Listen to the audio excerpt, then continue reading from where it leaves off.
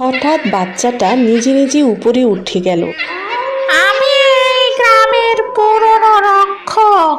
মানুষ আমাকে বলে। একটা শান্ত ছোট্ট গ্রাম, কিন্তু এই গ্রামে একজন মানুষকে সবাই ভয় পায়। সে হলো ল্যাংটা পাগল। সে সবসময় একা একা কথা বলে, হাসে, আবার হঠাৎ করে ভীষণ রেগে যায়। ওই তুই দেরি করলি কেন? আমি বলছি আজকে কিছু একটা হবে।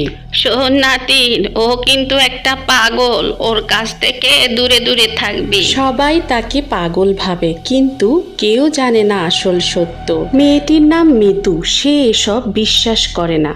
একদিন সে লুকিয়ে দেখে পাগলটা কারো সাথে কথা বলছে। এই ভর দুপুরে ও কার সাথে কথা বলছে?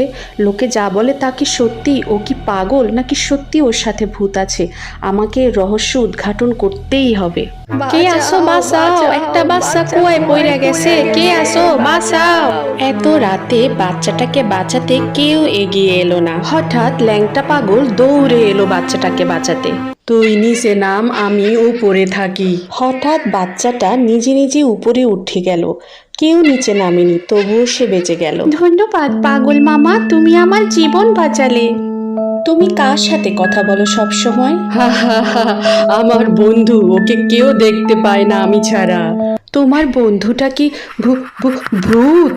ওই রকমই হবে, তবে ও খারাপ না, ও মানুষকে বাঁচায়। হঠাৎ মিতু তাকিয়ে দেখে কি যেন একটা হালকা ছায়া কুয়োর ভিতর থেকে উঠে আসছে। আমি এই গ্রামের পুরনো রক্ষক। মানুষ আমাকে ভুলে গেছে। চললাম, আবার দেখা হবে ল্যাংটা পাগল বন্ধু আমার। হা হা হা। ধীরে ধীরে সবাই বুঝতে পারে সে পাগল না, সে এই গ্রামের আসল হিরো, অদৃশ্য হিরো।